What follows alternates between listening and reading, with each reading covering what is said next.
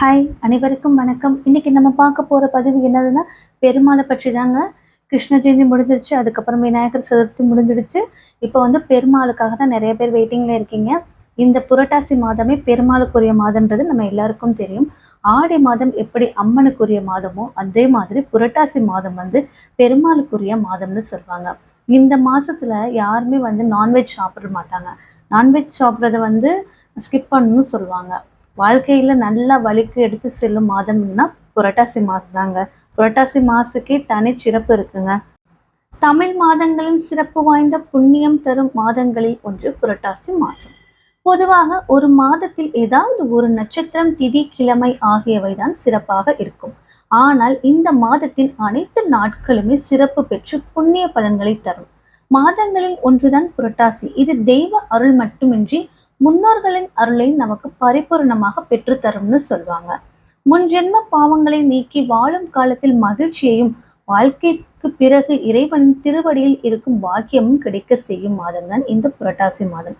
சூரிய பகவான் கன்னிராசியில் பயணிக்கும் மாதமான இந்த புரட்டாசி மாதத்துல முதல் நாள் துவங்கி கடைசி நாள் வரை எல்லா நாளும் என்ன செய்தாலும் அதற்கு ஒரே மாதிரியான பலன் கிடைக்கும். புரட்டாசி மாசத்துல நிறைய பேர் வீட்டில் பெருமாளை கும்பிட்றவங்க வீட்டில் கண்டிப்பாக உண்டியல் இருக்கும். பெருமாளுக்கென்று தனியாக உண்டியல் இருக்கும். புதுசாக உண்டியல் வைக்க போறீங்கன்னா நீங்கள் வந்து மண்ணால் செய்த உண்டியலாக எடுத்துக்கோங்க. ஏன்னா மண்ணால் செய்த உண்டியல் வைக்கிறது தான் ரொம்ப நல்லது. பூஜை அறையில் இந்த மாதிரி சில்வர் செம்பு வைக்கக்கூடாது. இது உங்களுக்கு சும்மா காமிக்கிறதுக்காக தான் நான் இந்த செம்பை எடுத்திருக்கேன். ஆக்சுவலாக இந்த செம்பை வந்து நம்ம பூஜை அறையில் யூஸ் பண்ணக்கூடாது. மண்ணால் செய்த செம்பை எடுத்துட்டு அந்த செம்புக்கு 3 நாமம் போட்டுக்கணும்.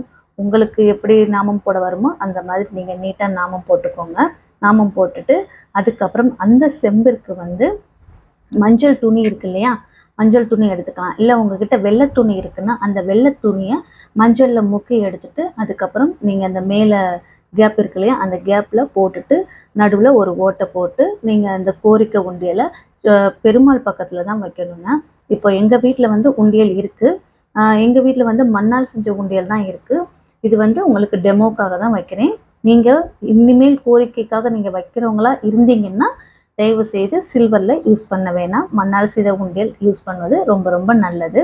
இந்த மாதிரி வைக்கும்போது ஒவ்வொரு சனிக்கிழமையும் பெருமாளை நினைத்து இந்த இந்த உண்டியலில் உங்களால் எவ்வளவு காணிக்கை செலுத்த முடியுமோ அந்த காணிக்கை செலுத்துவது ரொம்ப நல்லது.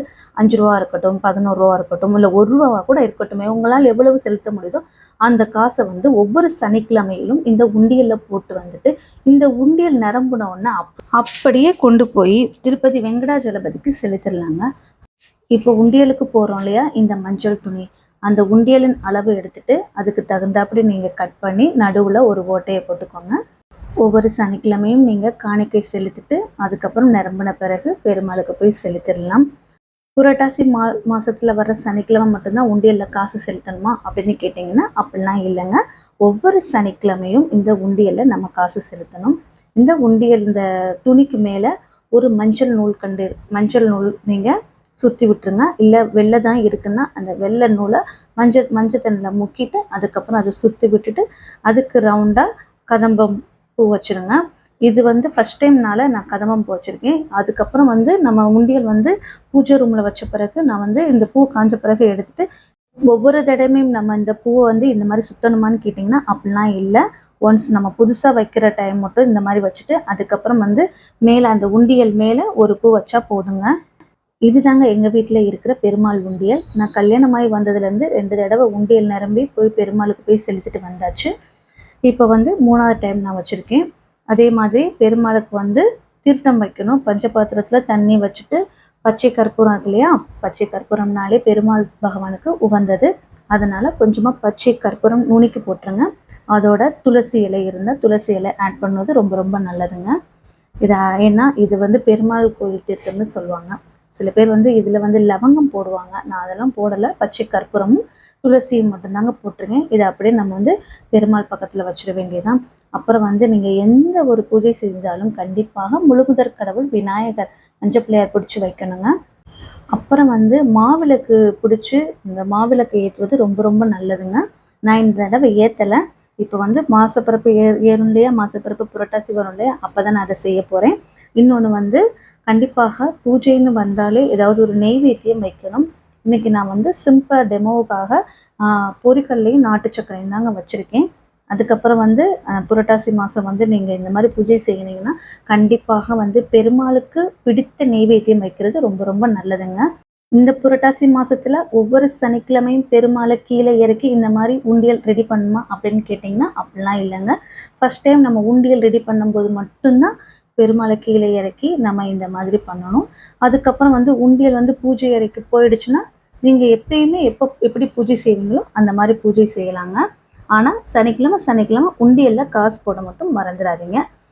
நெய்வேத்தியம் வந்து பெருமாளுக்கு வந்து தயிர் சாதம் பிடிக்கும்னு சொல்லுவாங்க. அதனால அதை நீங்கள் ஃபர்ஸ்ட் டைம் நீங்கள் இந்த மாதிரி உண்டியல் வச்சு நீங்கள் பண்ண போகிறீங்க.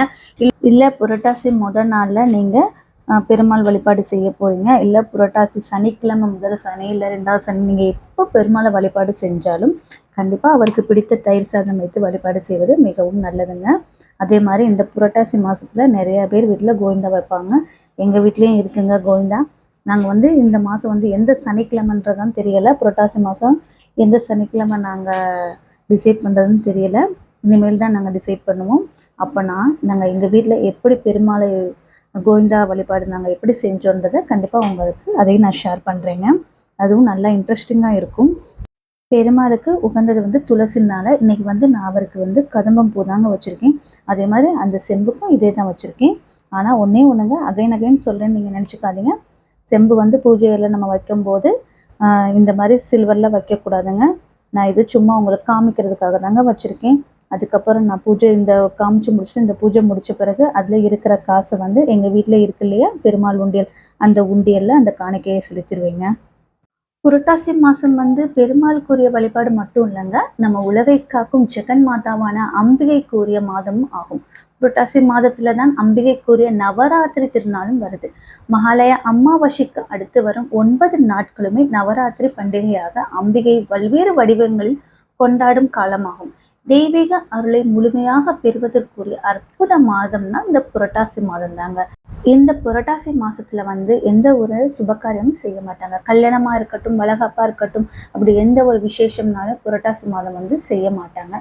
புண்ணிய மாதமான இந்த புரட்டாசி மாதம் இந்த ஆண்டு வந்து செப்டம்பர் 17ஆம் தேதி வருதுங்க.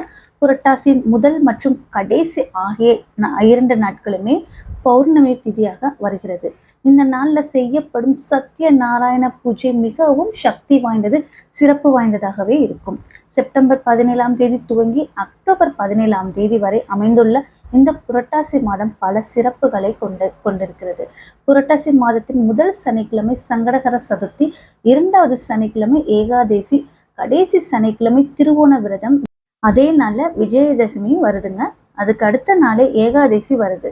அதே மாதிரி அக்டோபர் 2ஆம் தேதி புதன்கிழமை அமாவாசையும், இன்னொன்று வந்து 2 பௌர்ணமி இந்த புரட்டாசி மாதத்தில் வர்றது ரொம்ப ரொம்ப சிறப்புங்க.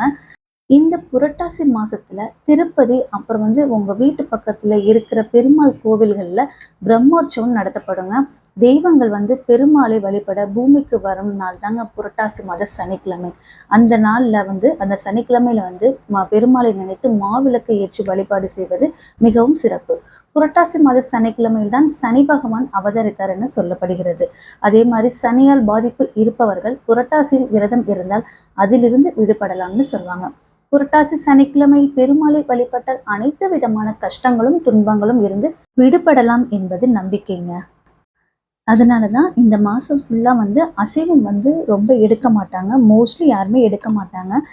நான்வெஜ் கடையில் கூட அந்த அளவுக்கு கூட்டமும் இருக்காது. புரட்டாசி முடிஞ்ச பிறகு தான் நமக்கு வந்து நான்வெஜ் கடையிலே கூட்டமும் அதிகமாக இருக்கும். புரட்டாசி மாதம் வந்து நான்வெஜ் சாப்பிடாம இருக்கிறது ரொம்ப ரொம்ப நல்லது. சில பேர் என்ன பண்ணுவாங்கன்னா, கோவிந்தா முடித்த பிறகு வந்து அதாவது பெருமாளை கும்புறவங்க கோவிந்தா வைப்பாங்க இல்லையா, அந்த கோவிந்தா முடித்த பிறகு நான்வெஜ் சாப்பிட்றாங்க. பட் அது வந்து என்னன்னு தெரியல. பட் ஆனால் சாப்பிடக்கூடாது. சாப்பிட்டா அது ரொம்ப பாவம்னு சொல்லுவாங்க. எவ்வளவோ நாள் சாப்பிட்றோம். இந்த புரட்டாசி மாதம் பெருமாளுக்காக நம்ம வந்து இந்த 1 மாதம் வந்து விரதம் இருந்தால் ஒன்றும் தப்பு இல்லையே. இந்த மாதம் விரதம் இருந்து மகாவிஷ்ணுவை வழிபட்டால் நினைத்த காரியங்கள் கைகூடும். மகாவிஷ்ணுவின் அருளை பெறக்கூடிய நாள் என்பதால் இந்த நாளில் விரதம் இருந்தால் மகாலட்சுமியின் அருளும் நமக்கு பரிபூரணமாக கிடைக்கும் என்பது நம்பிக்கை. கோவிந்தா கோவிந்தா கோவிந்தா. வீடியோ பிடிச்சிருந்தா மறக்காம ஒரு லைக் பண்ணுங்க.